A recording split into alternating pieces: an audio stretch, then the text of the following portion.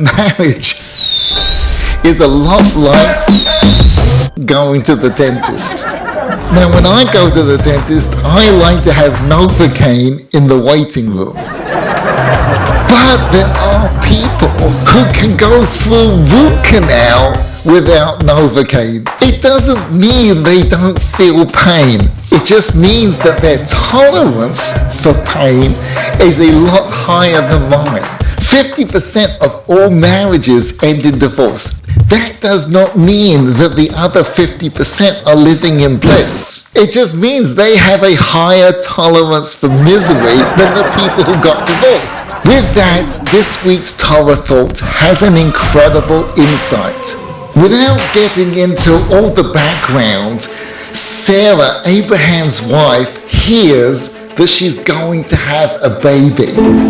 Now, this might not seem such a big deal till you hear that Sarah is 90 years old and Abraham is 100 years old. Not too surprising, Sarah finds this kind of humorous, and she remarks, "A 100-year-old man is going to have a baby? Are you serious?" Now, such a comment from you or I might not seem such a big deal, but this is the Bible, and God does not share our sense of humor.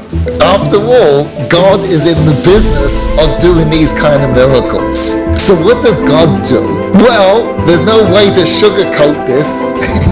He goes to Abraham and tells him the most incredible thing. In fact, it's absolutely shocking. And I have to warn you that what I'm about to tell you is not only going to sound something off the deep end, but if you believe in God, you're probably going to find it incredibly offensive.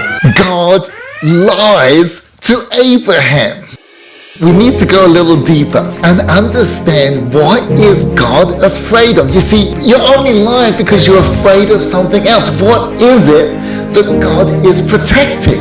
And this is the mind-boggling idea. Truth is really, really important, but more important than truth is peace.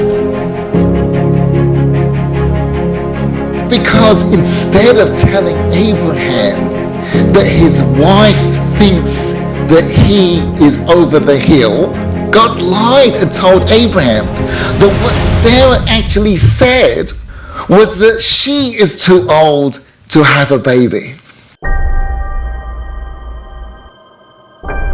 Abraham now goes to Sarah and they get into this very sticky argument. Abraham accuses her, she denies it. It's not pretty.